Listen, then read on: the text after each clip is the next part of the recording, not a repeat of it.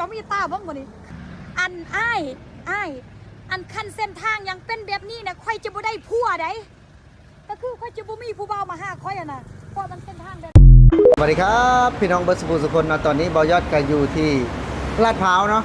ถือว่าตอนนี้เบายอดได้แขกรับเชิญมาผู้หนึ่งพี่น้องนั่นก็คือเบาสมัยพาทัวร์เนาะสวัสดีครับเบาสมัยครับ สวัสดีครับสบายดี FC เบายอดเนาะในงานลาวซาแนลเนาะ มื้อนี้นะคือเขาก็ได้มาพ้อกันเนาะแบบว่ามันนัดมาเจอกันพี่น้อง มา เบาส เจ มั อย กันนะ คืออยากให้เบาสมัยเบิ่งเบาสมัยเนาะเบิ่งถนนนะเบาสมัยเนี่ยรู้สึกแบบใดเห็นถนนงามๆแบบนี้นะเบาสมัย ถามว่ารู้สึกจังไดเนาะ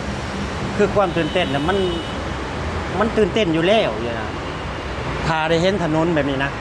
เห็นบ่ที่ว่าชาวลาวบอกว่าถนนนี่ยังว่าถ้าเป็นแบบนี้แล้วสิบ่ได้ผัวหั่นนะ โอ้ เออ ไอ้มีคลิปหนึงเนาะสมัยที่แบบว่าถนนแบบว่าถนนขี้ร้ายนะเป็นน้อง แม่นถนนแบบว่า เป็นหลุมเป็นบ่อเนาะ ประเทศไทยนี่ผู้คอนกรีตนั่นบ่ เออ แต่ประเทศเพื่อนบ้านน่ะผู้โค่นกรีดเด้ ผู้ยังก็ โค่นกรีด อ๋อโคนกรีด มีแต่กี่โค่นนะ อ๋อสาวเล่าวบอกมาว่าไอ้ถ้าหากว่าบ่ซ่อมเนาะหรือว่าบ่ซ่อมแซมถนนน่ะเพิ่นสิบ่ได้ผัวบอกเพิ่นว่าว่า บ่ได้แล้วบ่มีผู้บ่าวบ่ไปหานะทางมันเปื้อนเนาะ เฮ็ดได้ว่าจัด ทางมันไปยากมี โอ้ แต่กี่ตม ทางมันไปยากมีแต่ขี้ตม สาเหตุจังนั้นเบิ่งนี่คันมันสะดวกสบายแบบนี้หั่นไผๆก็อยากไปหาเนาะ อ๋อคันแบบนี้นี่ผู้ใดก็อยากไปเนาะคันแบบนี้เนาะ โอ้ยไผสิบ่อยากไปเนาะ โอ้ มันสะอาดกี่ต้มก็บ่มีหลุมบ่อก็บ่มี สาวลาวกลัวบ่ได้ผัวพี่น้องกลัวบ่มีแฟนเนาะเพราะว่าบ่มีไผกล้าไปเนาะบ่สมัย บ่มีไผกล้าไป แล้วสิซื้อปลาไปปล่อยแล้วเราอ่ะ ฮะ แล้วสิซื้อปลาไปปล่อยได้ครับ ไปปล่อยใช่ปะนี่ คันบ่เฮ็ดถนนน่ะบ่ทำถ้าบ่เฮ็ดใหม่แล้วสิซื้อปลาไปปล่อยเราอ่ะ ลาเว้านะ แม่น เบื้องถนนนะถนนในประเทศไทยนะบอสมัยบอสมัย คือ เคยได้สัมผัสบอสมัยตอนอยู่บ้านได้ดิ บ่เคย มีแต่ขี้ฝุ่นและสัมผัสแต่ขี้ฝุ่นนั่นแหละ คือบ้านบอสมัยนี่เป็นถนนหนึ่งถนนดินแดงก่อน ถนนดินแดง ถนนดินแดง ย่ำแรงนี่บ่ต้องไปก็ได้ หัวดำหัวแดงเบิดน่ะ โอ้แล้วพอมาได้เห็นแบบนี้นี่ตื่นเต้นนะบอสมัยเนาะ ตื่นเต้นถามว่าตื่นเต้นบ่ตื่นเต้นเฮาอยากได้พ่อมพุ่นเด้ คัน อยาก คือ ได้ มี ไปไว้ บ้านเฮาแบบนี้นี่ป๊อคักขนาดเนาะบอสมัยเนาะ คัก แล้วอีกจักปีจังสิได้แบบนี้บอสมัย100 ปีได้บ่ 100 ปีก็ยังบ่ได้อะ 100 ปีก็ยังบ่ได้ ถามว่าอายุ100 ปีสิได้บ่ถนนแบบนี้ศาสนาจักสิได้หรือบ่นะ มีอย่างหนึงสิได้บอสมัยต้องได้ ได้ นอนก่อนนะ นอนพัน นอนพันเอา เออ สิได้พันคือว่าหั่นแหละกันนะ น้องบอกส เบิ่ง มัย ความเจริญของเพิ่นเนาะความเจริญของประเทศไทย อันนี้รถอย่างบอกสมัย รถไฟฟ้าได้นี่ โอ้รถไฟฟ้าคือรออยู่เทิงบ่จ้ะ นั่นแหละจังหวะความเพิ่นเป็นประเทศที่กำลังพัฒนาเบิ่งเพิ่นกำลังพัฒนาเนี่ยพัฒนาชุดยอดเลย สร้างรถไฟถนนจักรเลนหลายๆเลนเนาะ โอ้คือจนแบบว่าจนสาวลาวน่ะตัดพ่อนะบอกสมัย แม่น เพิ่นย่านแบบว่าย่านบ่ได้ผู้วะ ยานบ่ได้ผัวย้อนยานบ่ได้ผัวย้อนถนน โอ้บ่แม่นว่าบ่งามเพิ่นน่ะงามผู้สาวนะ งาม โอ้แต่ว่าย่านบ่ได้ผู้วะ อืม โอ้ย่านบ่ได้ผู้วเพราะถนน ขี่รถไปนี่ก็จนดำจนแดงเบิ่นเนาะ โอ้ย่านผู้สาวบ่ไปจีบย่านผู้บ่าวบ่ไปจีบ ยานผู้บ่าวบ่ไปจีบ โอ้อันนี้เป็นเรื่องจริงบ่ว่าสมัย เรื่องจริงเนาะคลิปก็มี โอ้เดี๋ยวบ่จะเอาคลิปมาให้เบิ่งข้างหน้า อ่า เนาะพี่น้องเนาะโอ้ กันว่าบาวสมัยเว้าเอานี่ไปเบิ่งคลิปนํกันโหลดว่าบาวสมัยเว้าเอาบ่แล้วยานบ่ได้ผัว โอ้แล้วย่านบ่ได้ผู้ว ย้อนถนนดินแดง โอ้บ่มี ถ้าเป็นแบบนี้หั่นห่วย บ่เป็นสิสาวผัวบ่ เศร้าหัวพุ่นแหล้ว เออเนาะว่าสมัยเนาะ เออ คือจนว่าสาวลาวเนาะว่าสมัยสาวลาวแปลว่า ตกใจย่านกลัวย่านบ่ได้ผัว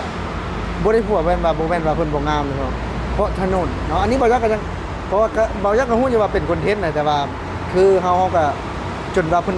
เฮ็ดคอนเทนต์ออกมาแบบว่าถนนมันบ่งามนะเนาะว่าสมัยเนาะ แม่น ถนนมันแบบว่า ถนนมันบ่งามเนาะ ถนนลูกรังนะคืออยู่บ้านนี่ไอ้ก็เป็นถนนไอ้ดินแดง ดินแดง ไก่บ่จากเข้ามาในตรงนั้น ก็ประมาณขี่รถมากับประมาณเกือบ3ชั่วโมง คือยามนี้นี่ขี้ตมบ่ยัง ย่ำนี่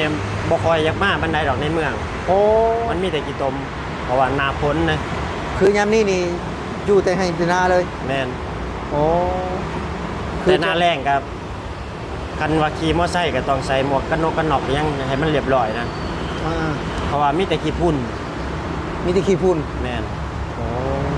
ถ้าหากว่าฤดูแล้งก็ดีแบบดีบ่มีขี้ตมแต่ขี้พุ่น แม่น บัดยามฤดูฝนบ่มีขี้พุ่นแต่ขี้ตม แม่น โอ้แล้วสิสมมุติบ่สมัยสิตัดเอาสินใจตัวใด โอ้ย ได้เลือก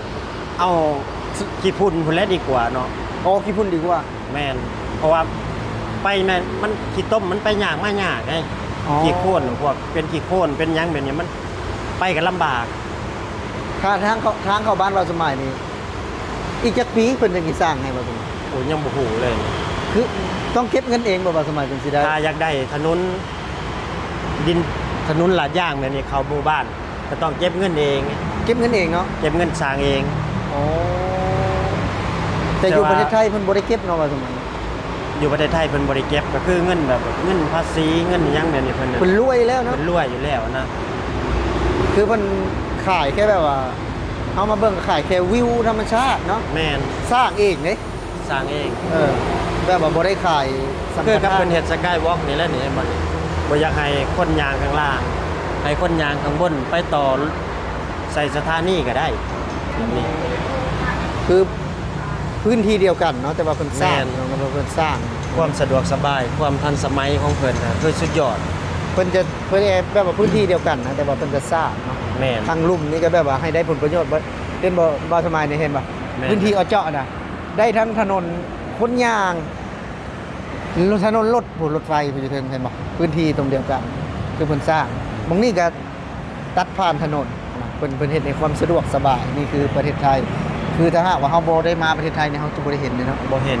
คือจะบ่เห็นแน่นอนสิ่งดีๆเหล่านี้นะ ก็คือนี่ก็เพิ่นเฮ็ดสะพานข้ามถนนเนี่ยก็คือลดความเสี่ยงเลยนี่นะ เกิดอุบัติเหตุเนาะ ลดความอุบัติเหตุ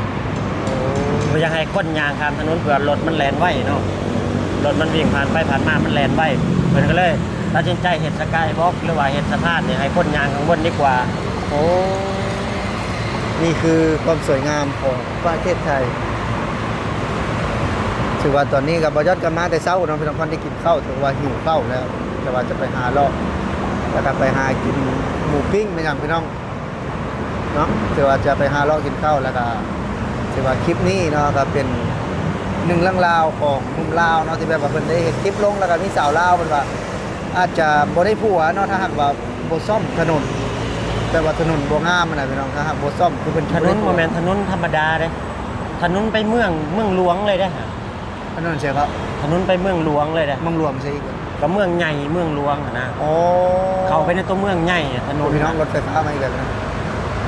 รถไฟฟ้ามาอีกแล้วพี่น้องรถไฟฟ้ามาอีกแล้วเอาแต่สำหรับคลิปนี้บอยากะ